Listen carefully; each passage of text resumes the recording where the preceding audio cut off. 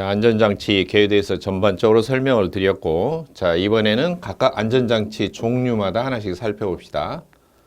설명드린 대로 안전 밸브, 그러면 안전 밸브는 보일러 본체의 위쪽 증기가 있는 곳에 부착이 되어 있습니다. 그것도 보일러 앞쪽으로 이렇게 부착이 된 게 아니라 뒷방향을 향해서 부착이 되어 있습니다. 이유는 뭐냐면 보일러 내부의 증기 압력이 어떤 설정된 압력을 초과하게 되면 내부의 압력을 밖으로 배출을 해야 돼요. 물론 이게 작동되는 순서가 증기 압력을 감시하는 게 따로 있죠. 증기 압력을 평상시에 감시하는 역할은 증기 압력 제한기가 담당하고 있어요. 증기 압력 제한기는 설정된 압력이 상승하게 되면은 버너를 좀 줄이고 연소량을 줄이고, 그 다음에 설정된 압력이 떨어지게 되면 그 범위 내에서 다시 연소량을 키웁니다. 따라서 증기압에 따라서 연소량이 가감이 될 수 있도록 서로 신호를 주고받으면서 이 작동이 됩니다. 연동이 되어서 이 증기압력 제한기는 보일러 최고 사용압력까지 사용하도록 설정이 된 게 아니고 약 한 80% 내외로 사용을 하도록 이렇게 보통 설정을 합니다. 최고 사용압력까지 무조건 올라가도록 이렇게 작동이 되는 건 아닙니다. 그러나 증기압력 제한기에서 이 최고 압력으로 설정된 압력으로 이렇게 너무 상승이 되어 있는데 연소량 자체가 좀 조절이 되지 않는다든지 그런 상황이 생길 수가 있겠죠. 그러면 연료를 차단해야 되는 경우도 발생하죠. 따라서 연료 차단 신호를 누구한테 보내냐 하면은 전자밸브한테 신호를 보내는 거죠. 이 신호를 보내면 전자밸브가 직접적으로 연료를 차단하게 됩니다. 전자밸브는 연료 배관에 부착이 되어 있고 버너 직전에, 즉 연료가 이렇게 공급이 되고 있으면 전자밸브 다음에 바로 버너라는 장치가 나와요. 그러니까 버너 바로 직전에 달려 있어서 이 전자밸브가 차단하는 역할을 합니다. 이게 혼동이 많이 되는데 전자밸브는 뭐 전자식으로 반도체식으로 작동이 된다 그런 뜻으로 전자밸브가 아니에요. 전자석의 힘으로 작동이 되는 거예요. 전자석. 속의 내부 구조는 스프링과 전자석이 달려 있어서 평상시 전자석의 힘으로 이렇게 밸브가 들어 올려집니다. 그리고 나서 위급할 시에는 이 전자석의 힘이 풀려요. 신호가 탁 차단되면서 전자석이 힘이 없어지면 스프링의 힘으로 순간적으로 눌러서 차단을 하게 됩니다. 그래서 많은 분들이 혼동할 때 전자밸브 그러면은 뭐 반도체 밸브다 이렇게 혼동할 수가 있는데 전자석의 힘으로, 전기의 힘으로 들어 올려졌다가 이 전기 신호가 없어지면은 위급할 때 신호가 없어지면은 바로 스프링의 힘으로 차단이 된다. 그렇게 알아두시면 됩니다. 자, 이게 평상시에 증기 압력에 따라서 가동이 되고 있는 겁니다. 하지만 이렇게 되더라도 보일러 내부에 있는 물은 그냥 갑자기 찬물이 되는 건 아니죠. 계속 끓고 있었던 물이기 때문에 따라서 일정 시간 동안 증기가 계속 발생하게 되고 이 증기가 발생하게 되면은 내부의 증기가 점점 압력이 오를 수도 있죠. 그런 상황에서 바로 이 안전밸브가 작동이 됩니다. 자, 안전밸브 종류는 스프링식, 그 다음에 무게로 누르는, 추의 무게로 누르는 중추식, 무거울 정자죠. 무거운 추를 끼워놓는 것입니다. 그 다음에 지렛대식, 레버식이라고도 하고요. 이 중추식은 가정에서도 볼 수가 있어요. 가정에 보면은 압력밥솥에 보면 손잡이 이렇게 달려있고 뒤쪽에서 증기 나오는 게 이렇게 캡슐처럼 씌워진 게 있는데 속에 내부 압력이 다 올라서 밥이 다 되고 나면 증기가 배출되죠. 평상시에는 딸깍 움직이다가 칙 하고 이렇게 분출이 되는데 자기가 설정된 이 추의 무게가 누르는 만큼의 압력보다도 더 센 압력이 됐을 때 밖으로 이렇게 배출이 되죠. 이처럼 압력밥솥에서 증기가 배출되는 것처럼 보일러도 밖으로 이렇게 증기가 분출되도록 이렇게 되어 있습니다. 그 다음 종류가 이렇게 세 가지가 있더라도 보일러 설치 시공 기준, 법적인 기준에서는 이 보일러라고 하는 장치에는 반드시 스프링식을 부착하도록 의무화되어 있어요. 그러니까 중추식이나 지렛대식을 부착하는 게 아니고 이건 그냥 종류 중에 하나이고 보일러에서 사용하는 것은 기준으로 스프링식을 부착하도록 되어 있다. 그리고 스프링식은 평상시에는 이렇게 밸브 축이 있으면 스프링이 누르고 있는데요. 보일러 본체를 이렇게 누르고 있다가 이게 안전밸브 통로라고 해보죠. 밸브는 이렇게 90도로 사실 꺾여져 있고요. 이 스프링을 누르는 조절 나사가 위쪽에서 점점 세게 누르면 스프링을 더 세게 눌러서 누르는 힘이 더 세집니다. 그러면은 높은 증기 압력까지 버틸 수가 있는 거죠. 그리고 조정되는 것에 따라서 분출이 되는 압력을 조절할 수가 있습니다. 이 안전밸브 뒤쪽에 이렇게 기역자를 또 꼬불려서 천정적으로 이렇게 부착이 되도록 관을 하나 연결을 합니다. 이 부품을 하나. 그래서 이걸 전체적으로 안전밸브로 보는 경향도 있는데 이것은 그냥 분출관입니다. 분출관. 뒤쪽에 붙어 있는 관은 안전밸브 몸체는 이 앞쪽까지예요. 그리고 이 스프링이 움직이는 거리, 들어 올려지는 높이, 이것을 양정이라고 합니다. 양정. 양은 끌어당긴다. 정은 거리다. 이게 이제 펌프 종류 가운데에서 설명할 때, 펌프 설명할 때 양정이라는 용어가 나왔었죠. 그 열리는 거리에 따라서 저고 전양 외우는 방법입니다. 저고 전양. 전양은 전양정식이 있고 전양식이 있고 글자 한 글자 차이인데요.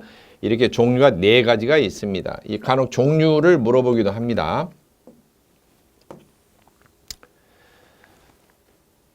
자, 이 안전밸브 그림 보면은 이 본체 모양이 안전밸브의 본체 바디 모양이 이렇게까지 되어 있고요. 사실 이 뒤에 이렇게 분출관이 붙어야지 이제 완성이 되는 거죠.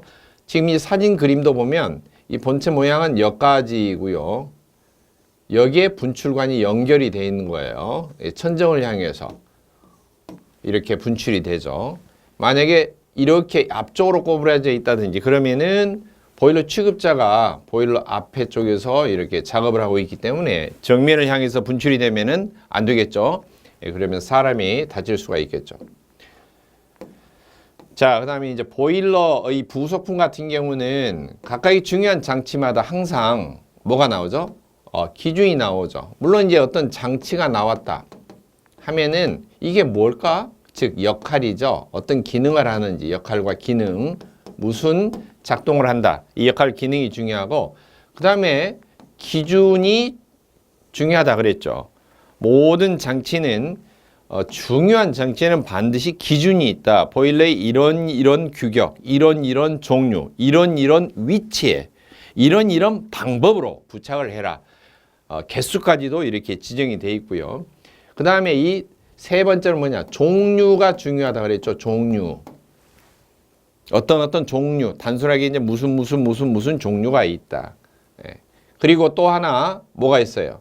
뭐 장단점, 특징이나 장단점 그런 것을 외우는 것도 있지만 특징을 굳이 외울 필요가 없는 그런 부속품도 있어요. 단순하게 그냥 기준과 종류만 외워도 되는 그런 게 있고요. 마지막으로는 뭐가 있죠? 점검 또는 고장. 어떤 고장이 나왔다. 주로 자주 발생되는 고장은 어떤 원인이다. 점검을 할 때는 어떤 방법으로 한다. 그 다음에 고장이 날 때는 자주 발생하는 고장 같으면 이런 원인을 제거하면 없어진다 하는 것들이죠. 그게 중요한 거죠. 안전밸브 기준입니다. 반드시 2개 이상을 설치합니다. 개수 지정되어 있습니다. 만약 1개만 설치되어 있다면 지금 보일러 장치가 부착되는 증기압력 제한, 전자밸브 작동되고 그래도 압력이 올라가면은 안전밸브가 작동돼서 증기를 배출하도록 되어 있는데 이런 장치가 안전밸브가 최후의 보루예요. 보일러 본체가 압력이 너무 높아져서 터지는 걸 방지하기 위한 최후의 보루인데 이게 만약 작동이 안 됐어요. 하나밖에 없는데 그러면은 이제 어쩔 수 없이 본체가 터지는 수밖에 없죠. 지금 사진 그림상으로 봐도 이쪽에 1개 부착되어 있고 바로 뒤쪽에 또 1개 동일한 형태의 안전밸브가 2개가 부착되어 있습니다. 그리고 이쪽에 안전밸브가 이렇게 천정을 향해서 옆으로 관이 2개가 있는데 이건 개수가 2개라는 소리가 아니고요.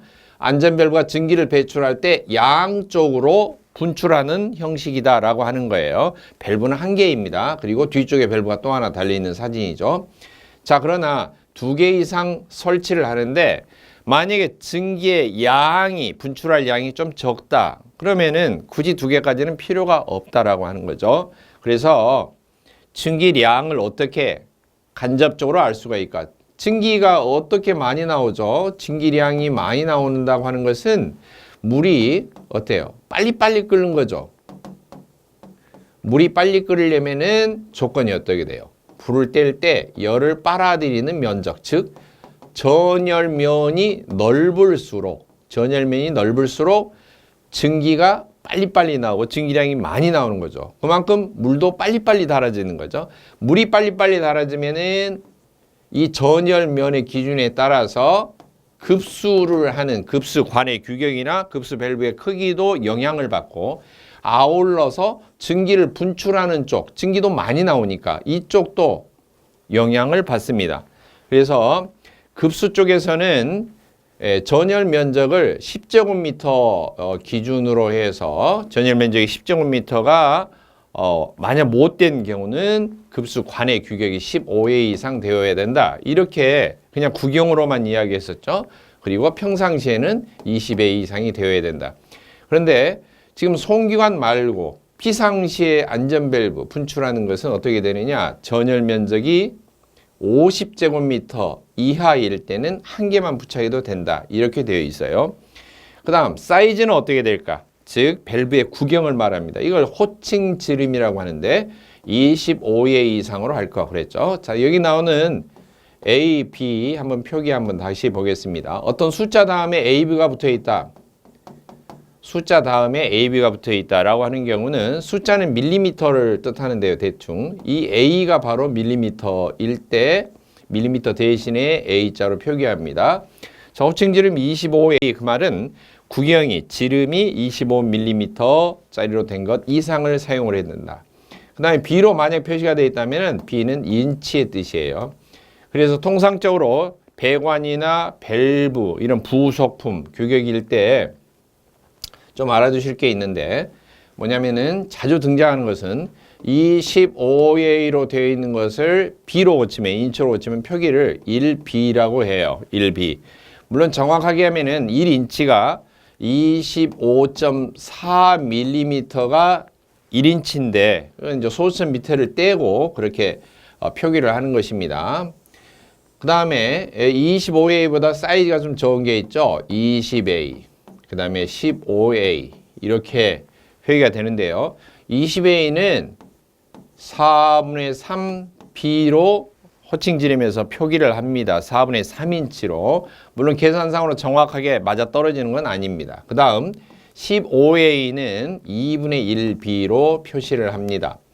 근데 2분의 1B면은 그냥 숫자상으로 하면 0.5인치니까 2분의 1인치니까 25.4 하면은 나눠봤자 12.5, 12.5, 7 이 정도 되겠죠. 그런데 15A 정확하게 안 떨어지는 숫자입니다만 15A 그것을 갖다 2분의 1B라고 하는 거죠. 그 다음 25 다음에는 30이 아니고 규격이 32A 이렇게 나옵니다. 32A 32A는 1과 2분의 1P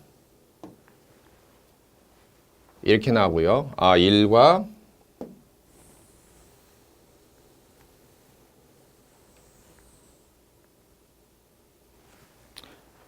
잠깐 끊겠습니다.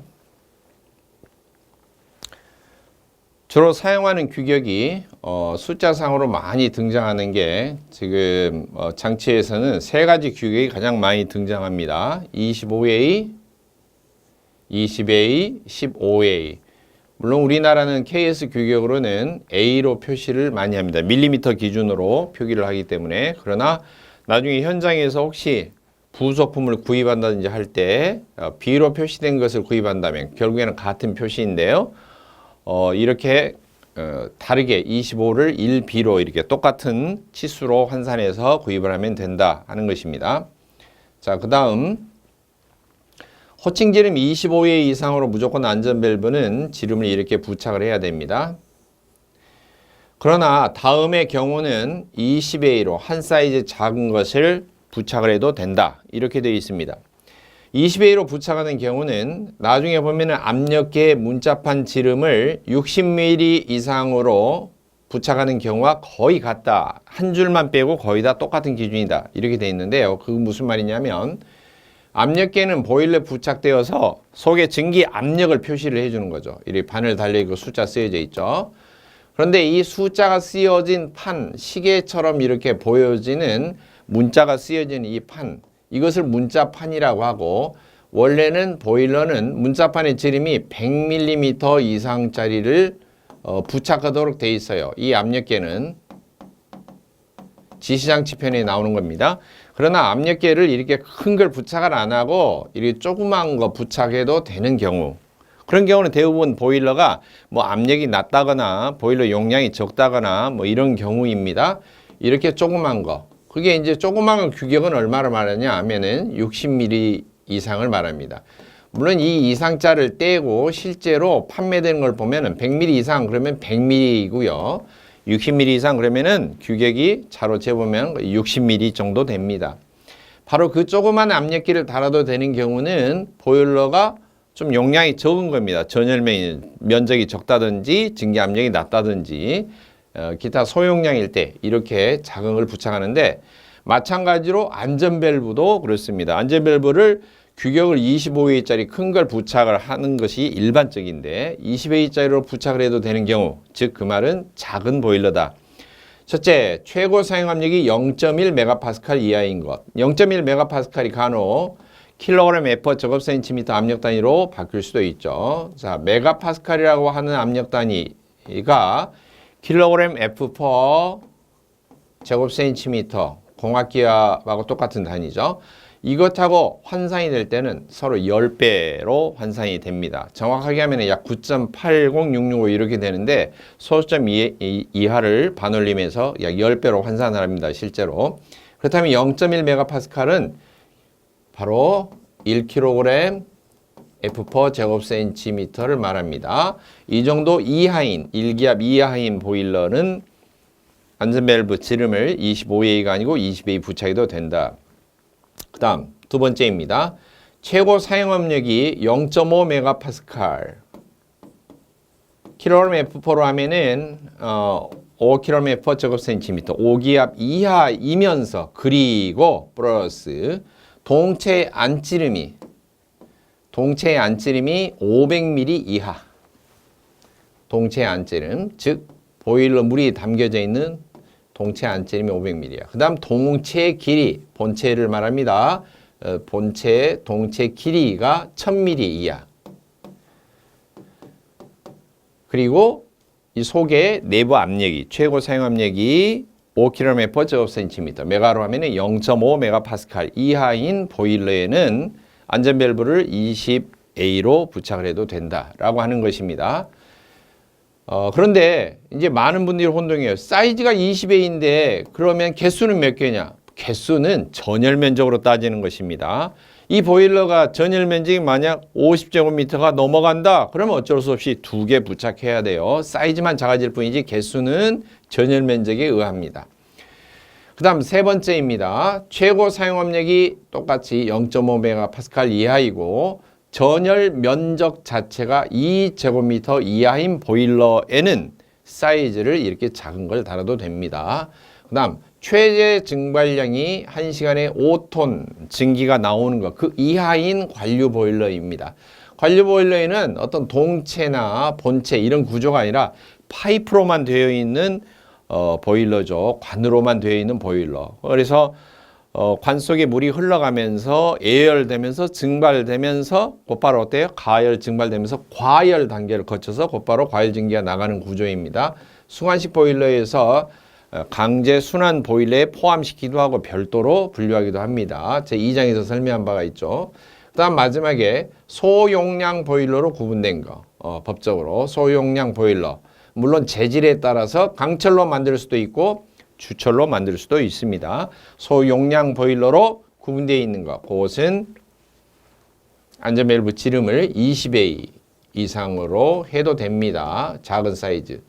그 다음 부착하는 방법입니다. 어떻게 안전밸브를 부착하냐면은 세워서 부착해야 됩니다. 반드시 수직으로 세워서 이렇게 부착을 해야 되고, 동체에 부착한다. 동체에 부착한다는 것은 이게 무슨 말이냐면 증기 보일러 같은 경우는 증기부에 부착하는 거예요. 증기가 통하는 곳에. 증기 보일러는 다 본체가 이렇게 있으면 물이 다 채워져 있는 게 아니고 3분의 2에서 4분의 3 정도 채워져 있죠. 그리고 그 증기가 위쪽으로 고이게 되어 있는데 그 위쪽에 부착하는 거예요. 이렇게 위쪽에. 그리고 안전 밸브는 지금 말로만 나오는데 간혹 가다가 기호로도 나올 수가 있어요. 나중에 배관편에 별도로 배관 도시기호 같은 거 할 때. 자, 일반적으로 제가 부속장치 편에서 밸브 설명하면서 했는데요. 밸브는 나비 넥타이 모양의 기호가 일반적입니다. 그리고 영어로 안전을 담당하기 위한 밸브니까 안전, 영어로 그냥 safe 그러면은 안전하다, safe 이렇게 하죠. 근데 안전 명사로 하면 safety 합니다. 그래서 자고로 S 이렇게 돼 있고요. S로 시작하죠. 그래서 여기 나비 넥타이에 뭐라고 하냐면 이렇게 S자 이렇게 부착을 해도 되고요. 또는 보일러에 부착하는 안전 밸브는 세 종류, 스프링식, 중추식, 지렛대식 세 개 가운데서 스프링식을 반드시 부착하도록 되어 있기 때문에 스프링식 안전 밸브는 별도로 이렇게 스프링 모양을 위에 나비 넥타이 중심부 위쪽에 이렇게 그려 넣어서 표기하기도 합니다. 위쪽에 이렇게 나비 넥타이에 영어 S자를 한 경우는 그냥 종류를 표시하는 게 아니고 안전 밸브, 포괄적으로 안전 밸브 의미이고 나비 넥타이 이게 스프링 모양이 되어 있는 것은 정확한 종류까지 표시한 밸브 기호입니다. 안전 밸브이긴 한데 스프링식 안전 밸브라는 뜻입니다. 그 다음 반드시니까 의무죠. 스프링식으로 된 것은 한 개 이상을 부착할 것 이렇게 되어 있는데 보일러 본체의 개수는 총 몇 개죠? 자, 2개 이상이에요. 2개 이상. 이것을 법적으로 해석하면 스프링식은 반드시 한 개니까 하나는 스프링식인데 하나는 다른 식으로 해도 된다라고 하는 거예요. 하지만 실제로 시공할 때 보면 하나는 스프링식으로 하고 하나는 또 다른 종류의 안전 밸브를 부착을 하면은 시공할 때 복잡해져요. 그러니까 현장에 가면은 뭐 하나는 스프링식, 하나는 또 지렛대식 이렇게 달려 있는 경우는 보기가 드물다 하는 거죠. 다 그냥 똑같은 형식으로 본체 위쪽에 구멍을 뚫고 작업을 하고 바로 부착을 합니다. 안전 밸브를 그렇게 부착을 합니다. 자, 그다음에 인화성이나 유독성 증기가 발생하는 보일러는 밀폐식으로 될 거 이렇게 돼 있는데 이게 무슨 뜻이냐면 보일러 본체가 있는데 보일러 본체에 물이 들어있지 않아요. 이 속에 들어있는 액체가 인화성 액체라든지 또는 독성을 지닌 거예요. 이게 무슨 뜻일까? 독성을 지닌 액체 그러면은 보일러 종류 및 특징 가운데에서 물 대신에 동파의 염려가 있거나 또는 물의 수질이 너무 나빠서 부식의 염려가 크다든지 특히 동파의 우려가 크다든지 그러면은 물을 집어넣지 않고 수은이나 또는 석유 제품인 다우섬, 모빌섬, 카네크롤, 세큐리티 뭐 이런 액체를 넣습니다. 이건 액체 명칭입니다. 석유화학 제품에. 뒤에 주로 섬자들이 많이 붙었는데요. 다우섬, 모빌섬, 카네크롤, 세큐리티 53 같은 특수 액체를 넣는데 수은은 상온에서 액체이지만 증발하면 수은 증기가 나오죠. 이건 중금속에 해당되기 때문에 독성이 있고요. 뒤쪽에는 다우섬, 모빌섬, 카네크롤, 세큐리티 53 같은 액체는 석유 제품이기 때문에 증발하는 증기가 불이 붙어요. 인화성입니다. 그래서 인화성, 유독성이 발생하는 그런 보일러는 안전 밸브가 만약에 분출되더라도 뒤쪽에 이렇게 안전 밸브가 증기를 분출하더라도 주변에 확산이 되면은 사람한테 직접 쏘지는 않지만 근무를 하는 기계실, 설비실 내에 이런 증기가 꽉 차면은 중독의 위험이 생기거나 인화성 같은 경우는 화재 위험이 생기겠죠. 폭발의 위험이 생기겠죠. 그래서 안전 밸브가 분출을 하더라도 유도관을 통해서 별도의 식도록 놔두는 식어서 액체로 다시 되면은 그 액체를 회수할 수 있도록 이런 것을 이제 플래시 탱크라고 하는데 이런 것과 연결이 되도록 사실 해줘야 됩니다. 이런 설비가 되어 있어야 된다는 거죠. 그리고 밖으로 하지만은 이제 우리가 원리상으로 생각하면 풍선 같은 것이 있다라고 생각해 보세요. 그러면 이쪽에 담았다가 다시 어때요? 회수가 되거나 또는 거꾸로 들어오거나 이렇게 되는 아무튼 회사마다 제품이 다르겠지만 이런 구조가 돼 있어야 돼요. 어느 특정 회사 제품을 지칭하는 건 아닙니다. 따라서 직접적으로 보일러실 내에 근무자가 근무하는 보일러실 내에 공기 중으로 분출이 되지 않도록 해주는 것입니다. 그런 장치를 달아야 됩니다. 그 다음 부착하는 방법 이외에 그러면은 어느 곳에 구체적으로 이렇게 붙여야 될까? 첫째, 보일러 본체입니다. 보일러 본체. 증기가 직접 발생되고 있는 것. 그 다음에 폐열 회수 장치 설명한 적이 있죠. 연소실에서 빠져나가는 배기가스가 너무나 뜨거우니까 아까우니까 그 열을 마저 회수하는 장치를 차례대로 과열기, 제열기, 절탄기, 공기 예열기 그래서 과제, 절공 네 가지 장치를 차례로 부착할 수가 있어요. 무조건 부착되는 건 아니고 이런 장치를 부착을 했다면 그쪽에도 안전밸브를 부착을 해야 된다는 것입니다. 자, 과열기가 있는 경우는 과열기 출구 쪽에 과열기 입구는 왜 없을까요? 과열기 입구는 사실 보일러 본체에서 나오는 증기이기 때문에 이미 보일러 본체가 부착이 돼 있어서 따로 과열기 입구는 필요가 없습니다. 과열기 출구. 그 다음에 제열기나 독립과열기라고 하는 경우는 뭐냐면 이 연도의 열을 이용해서 자기가 발생한 열을 이용해서 버려지는 열을 이용해서 증기를 가열하는 그런 게 아니고 증기만을 별도로 가열하는 장치를 둘 때입니다. 그럴 때 독립과열기라고 하는데 그 독립과열기나 제열기가 있는 경우는 이미 발생한 본체하고는 무관한 다른 장치예요. 다른 장치. 그렇기 때문에 입구하고 출구하고 같이 부착한다. 제열기도 마찬가지고요. 그 다음에 절탄기 공기열기는 안전밸브가 안 나오는 이유는 뭐냐면은 이 절탄기 공기열기는 절탄기는 물이죠. 공기열기는 뭐가? 공기가 흐르고 있죠. 자, 안전밸브는 무엇에 부착한다? 증기를 분출하는 장치이기 때문에 증기에 관련된 장치에만 과열기하고 제열기 이런 종류가 부착이 되는 것입니다. 그 다음 안전밸브에 분출하는 압력입니다. 그러면 어느 정도의 압력이 됐을 때 정확하게 분출이 돼야 될까? 안전밸브는 2개 이상이라고 그랬고요. 일반적으로 전일 면적이 만약에 50제곱미터 이하인 경우는 1개 이렇게 되어 있습니다.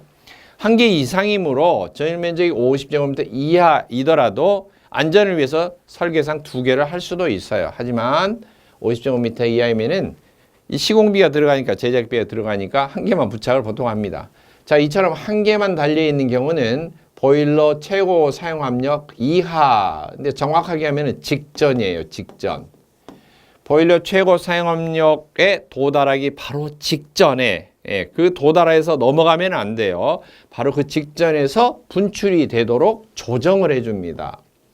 스프링의 장력을 위해서 조절 레버를 돌려서 조정을 합니다. 세게 조이면 오른쪽으로 조이면은 이게 점점점 밑으로 눌려서 스프링이 더 세게 눌러져서 분출하는 압력이 세야 되겠죠. 그렇게 조정을 합니다.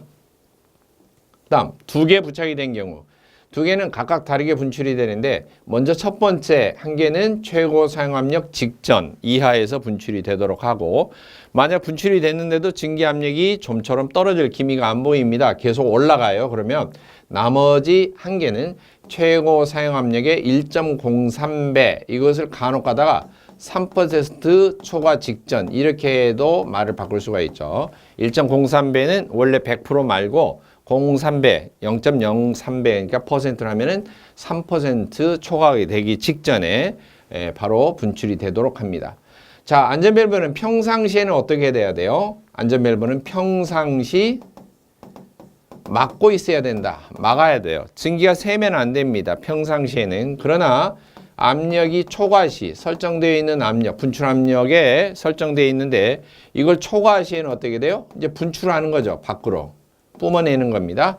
그러나 평상시에도 안전밸브가 계속 증기가 새고 있어요. 누설이 되는 원인은 뭘까? 첫째, 밸브 틈새에 이물질이 끼어 있어요. 그래서 구조상으로 이렇게 본체에서 증기가 올라오는 부위가 있으면은 밸브가 이렇게 디스크가 막고 있는데 축이 있고요. 스프링이 누르고 있는데 이 틈새가 이물질이 끼어 있는 경우입니다. 그러면 밸브가 꽉 닫히질 않죠. 그래서 증기가 누설이 됩니다. 두 번째로는 스프링이 너무 오래됐어요. 오래됐거나 부식이 됐거나 그래서 스프링의 힘이 스프링의 힘이 줄어드는 경우입니다. 장력이 감소했다. 그렇게 말합니다.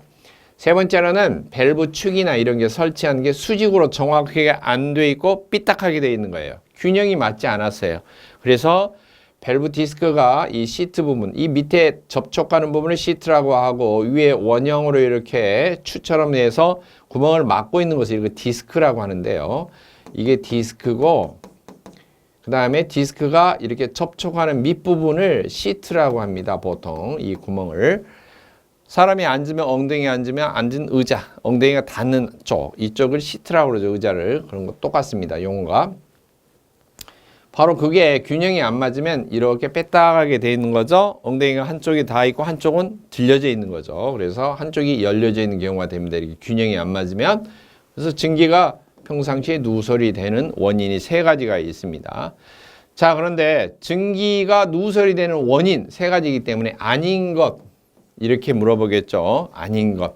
그러면은 보통 뭐 밸브 지름이 작은 경우, 밸브가 지름이 크고 작고 하는 것에 따라서 누설이 되고 안 되고는 전혀 원인이 상관이 없습니다. 그런 게 많이 섞여 나올 수가 있어요. 자, 그 다음에 안전 밸브 크기는 증기 압력에는 반비례하고 전열 면적에는 비례한다. 이게 무슨 말이냐면 뚫려져 있는 구멍의 크기가 안전 밸브 크기입니다. 보통 많이 생각할 때 증기 압력이 세면은 밸브도 커야 돼서 구멍이 커야 된다. 이렇게 보통 혼동할 수가 있어요. 그런데 그렇지 않습니다. 자, 네덜란드 소년을 구한 이야기. 뭐 이게 예전에 보면은 윤리 도덕 시간에 애국심을 고취시키기 위해서 그런 동화 같은 이야기가 실려 있죠. 네덜란드는 국토의 대부분을 약 3분의 2 이상 되는 지역이 간척지로 되어 있습니다. 바닷물을 막아서 물을 퍼내고 거기에 땅을 일군 거죠. 그러니까 바다를 막고 있는 그 뚝이 만약에 무너진다면 국토가 엄청나게 쓰나미가 밀려오면서 그 물이 그냥 3분의 1만 차는 게 아니라 그 수십 미터 높이의 파도가 밀려오면서 국토 대부분이 한번 쓸고 지나갑니다. 그런데 새벽에 운동을 하다가 어때요? 어떤 아이가 어디서 쫄쫄쫄쫄쫄쫄 이렇게 바닷가 뚝에서 달리고 있는데 조깅을 하고 있는데 소리가 나서 보니까 뚝에서 어때 조그만 구멍이 이렇게 뚫려서 물이 쫄쫄쫄 새어나오고 있는 거죠. 놀래서 어떻게 돼요? 손가락으로 막은 거죠. 손으로. 구멍이 적었으니까 막히는 거지. 만약에 구멍이 컸다면은 막을 수가 있어요? 자, 구멍이 컸다면. 물론 겉에 있는 바닷물이 채워져 있는 양은 어때요? 그 양은 같아요. 근데 구멍이 작을 때 이 쏟아져 나오는 거, 구멍이 클 때 쏟아져 나오는 걸 보면은 구멍이 크면은 쏟아져 나오는 양이 더 많겠죠. 통로가 커지면은, 면적이 구멍이 커지면. 그래서 증기의 양이 많을 때는 구멍이 어찌해야 돼? 같이 커져야지 됩니다. 증기의 양이 많을 때, 증기의 양이 많을 때는 위급할 때 쏟아낼 때 양이 많아. 쏟아내야 될 양이 많을 때는 구멍이 커야지 얼른 뿜어냅니다. 증기의 양이 어떻게 하면 느냐면 압력하고 양하고는 좀 다른 의미입니다. 이걸 가령 어떤 물줄기를 쏘는데요. 물줄기를 쏘는데 이게 세게 쏘는 것하고 많은 양의 물이 쏟아지는 것하고는 전혀 다른 의미입니다. 작은 양의 물이라고 해도 센 압력으로 쏟아낼 수가 있어요. 뭐 세차하는 그 기구 같은 거 보면 노즐 같은 거 판매하잖아요. 쏟아지는 양은 작은데 이 분출하는 압력, 아주 가는 줄기로 세게 쏟아내게끔 이렇게 해서 세차기에 보면은 고압 호스 막 이렇게 해서 팔잖아요. 쏟아지는 압력을 세게. 그렇게 해서 쏟아지는 압력과 쏟아지는 양은 조금 다른 의미예요. 자, 그래서 증기 양이 많다라고 하는 경우는 증기가 많이 발생한다. 물이 빨리빨리 끓는다. 그래서 전열 면적이 넓을수록 증기 양이 많이 생기기 때문에 전열 면적이 커지면은 구멍의 크기도 커져야 돼요. 그것을 전열 면적이 비례한다. 그렇게 말하고, 그 다음에 증기 압력이 세다라고 하는 것과 증기 양이 많다는 것은 다르죠. 증기 압력이 세면은 평상시에 맡고 있는 역할을 제대로 하려면 구멍이 작으면 작을수록 증기 압력이 어때요? 세도 잘 막을 수가 있어요. 이 바닷물을 막고 있는 네덜란드 손이네 이렇게 손으로 막고 있는 바닷물하고 똑같아요. 구멍이 커지면은 막아 놓을 수가 없어요. 물론 일정한 그 막아 놓는 압력, 스프링에 누르는 그 장력 범위보다 더 커지게 되면 이게 들어 올려지면서 나가겠죠. 하지만 증기 압력이 센데 그러면 구멍은 작아져야 되는데 증기 양도 늘어난다. 그러면 어떻게 해야 될까? 구멍을 넓히면 막아놓기가 어려운데 압력이 세니까 구멍이 커지면은 눌러서 막아놓기가 힘들죠. 그런 경우는 해결책을 이렇게 합니다. 스프링이 조금 열리는 게 아니라 스프링이 많이 들려 올려지는 밸브로 합니다. 스프링이 많이 움직여서 위로 많이 들려 올려지는 그런 것을 보고 뭐라고 하냐면은 양정이 커진다. 그렇게 말해요. 즉 저양정 형태 조금 열리는 것을 많이 열리게 한다. 고양정용으로 바꾼다. 그렇게 됩니다. 그것도 간혹 시험 문제에 나옵니다. 자, 그 다음 보일러의 안전밸브 점검입니다. 시험 검사는 원래는 6개월마다 한 번씩 이렇게 시험 검사를 하고요. 시험 검사라고 하는 것은 인공적으로 인위적으로 증기를 분출하는 것을 말해요. 강제적으로 증기를 분출 시험을 합니다. 그래서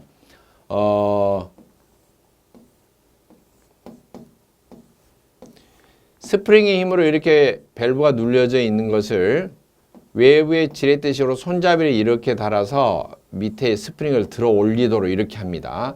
이렇게 눌리면은 이게 들어 올려져서 스프링이 올라가면 밸브가 올려져서 증기가 축축 하고 이렇게 분출이 돼요. 그런데 이걸 손대지 않으면은 이 레버를 밖에 수동 레버를 손대지 않으면 전혀 안 움직이죠. 스프링이 막고 있기 때문에 평상시. 그래서 손으로 이 레버를 눌러서 분출이 제대로 되는지 스프링은 녹슬어서 눌러붙었는지 아니면은 제대로 작동이 되는지 이런 것을 검사하는 걸 말합니다. 그럴 때 속에 증기압이 없다면 보일러 본체에 증기압이 없다면은 분출되지를 않아요. 그래서 어느 정도가 됐을 때 분출하는 압력의 75% 이상 높아졌을 때 행한다.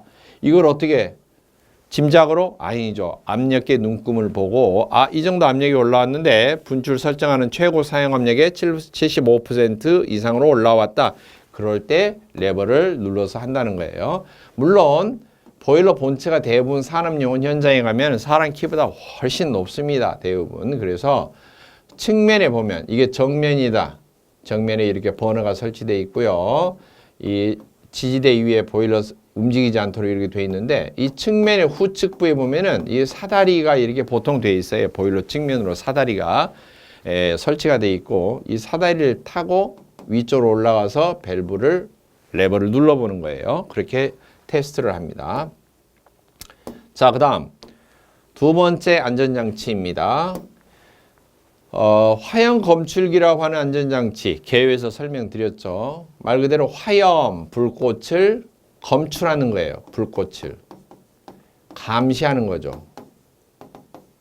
불꽃을 왜 들여다봐야 되는가 하면은 산업용 보일러에서 버너는 어마어마한 압력으로 어마어마한 양을 뿜어내고 있어요. 연소실 속에 버너 장치가 있으면은 이 버너가 노즐을 통해서 어마어마하게 연료를 분사하고 있는 거죠. 연료가 분사되면서 공기도 이 버너 주변으로 케이싱을 따라서 소용돌이를 치면서 같이 공기가 들어갑니다. 속에서 혼합이 되면서 연소가 이루어져요. 연소가 이루어지는데 만약에 불이 어떤 이유로든지 간에 불꽃이 꺼졌어요.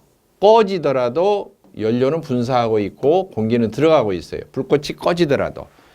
그렇다면은 불꽃이 없어진 상태에서 연료 가스와 그리고 공기가 계속 혼합된 채로 이렇게 분사가 되는데 이 상태를 감시하기 위해서 수동으로 안쪽으로 들여다보도록 투명한 유리창이 이렇게 동그란 모양으로 여기가 설치가 되어 있어서 내화 유리로 사람 육안으로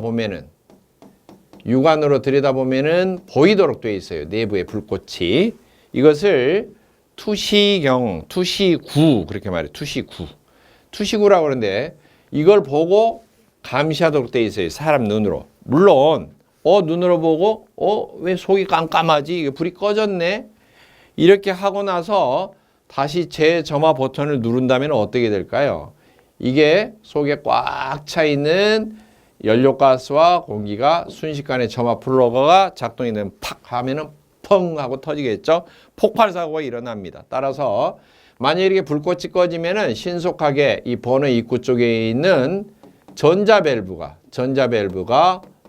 연료를 차단해서 연료가 분사가 되지 않고 그냥 공기만 불어넣어서 소개가 청소가 되게끔 하는 거죠. 그냥 맨 공기만 불어지고 있다면은 소개가 가스가 찬 상태가 아니기 때문에 재점화를 하더라도 폭발하지 않겠죠.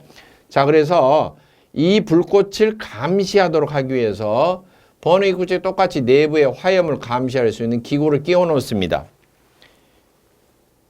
이게 바로 화염 검출기예요. 화염 검출기라고 하고 연소실 내에 화염을 감시하고 있다가 신호를 계속해서 보내주고 있습니다. 화염이 있을 때는 정기적인 신호를 일반적으로 전기 신호를 계속해서 보내고 있어요. 어디에? 전자 밸브에. 전기 신호가 보내지면은 전자 밸브에서는 전기 신호가 들어왔기 때문에 물론 중간에 적절한 전압으로 증포를 해주는 게 있겠죠.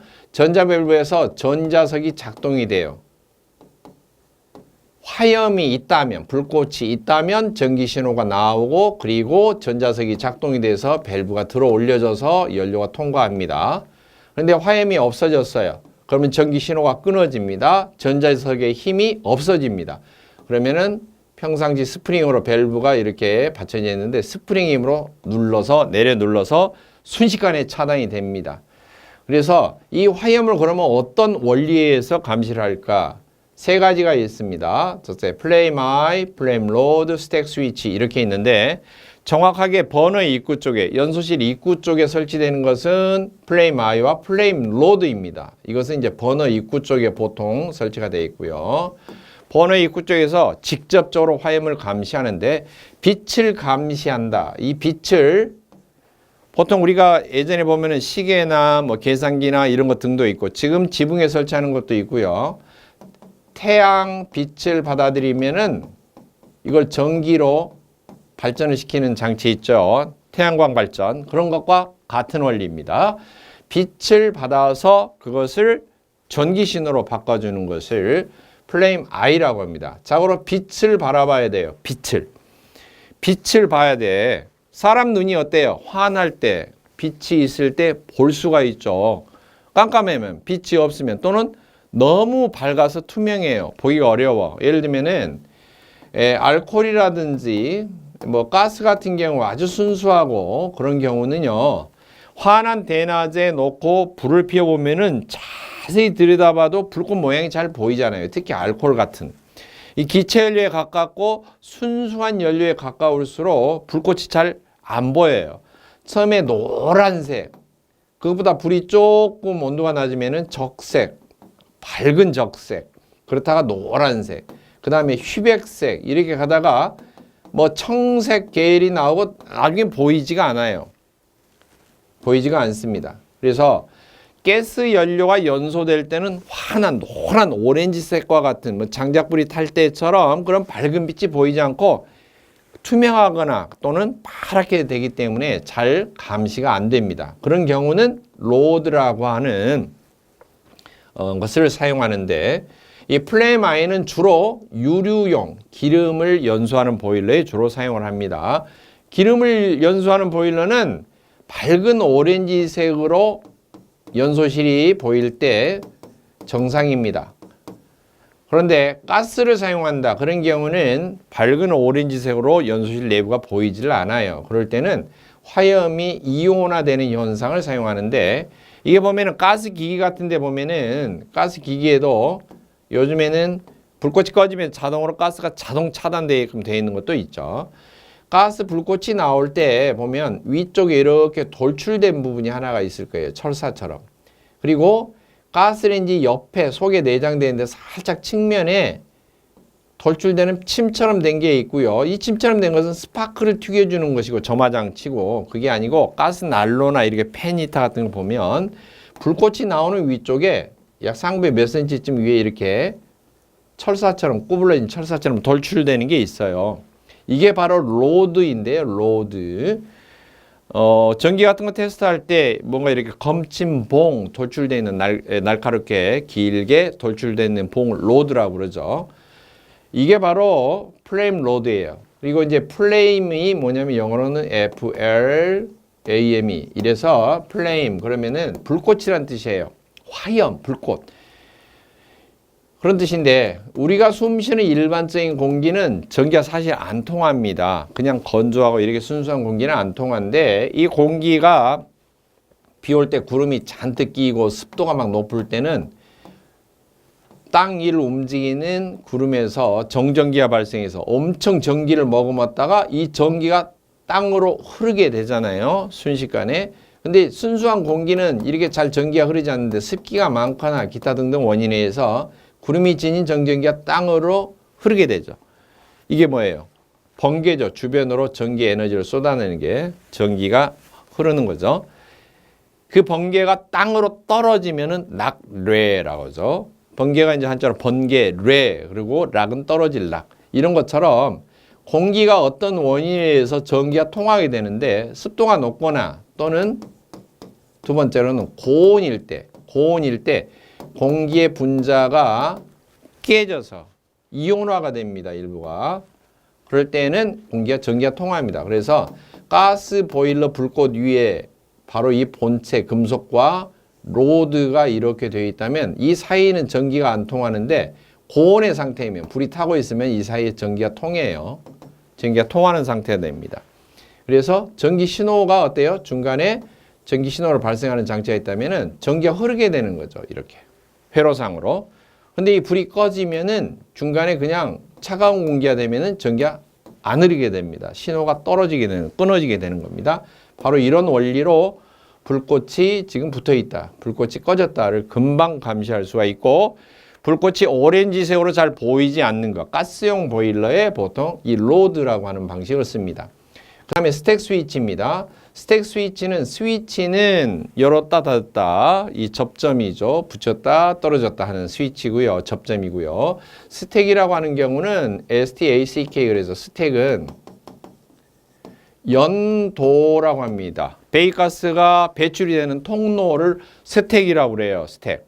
그래서 나중에 가스 자격증을 취득할 때도 파이어 스택 뭐 이런 것이 나옵니다. 용어가. 스택, 연도 위쪽에 불이 붙어 있는 불을 붙여서 밖으로 굴뚝 바깥으로 배기가스가 안 빠져나오고 가스가 분출이 되지 않고 불이 붙어 있는 연도 이런 뜻인데 파이어 그러면은 그 정육 공장 같은 데 보면 큰 굴뚝에 보면 불이 붙어서 타고 있는 굴뚝이 있죠. 일부러 태우는 거예요. 안 그러면은 발생하는 부생 가스를 그냥 공기 중으로 주변으로 흐트러 날려보내는 건데 주택가에 가스가 날아가지 않도록 태워서 이렇게 내보내는 방식인데 그런 것을 파이어 스택이라고 하고요. 그때 나오는 용어가 바로 이 스택입니다. 연도에 설치를 하는 스위치다 이런 소리입니다. 그러면 어떻게 되느냐면 연도의 부분에 이 빠져나가는 부분에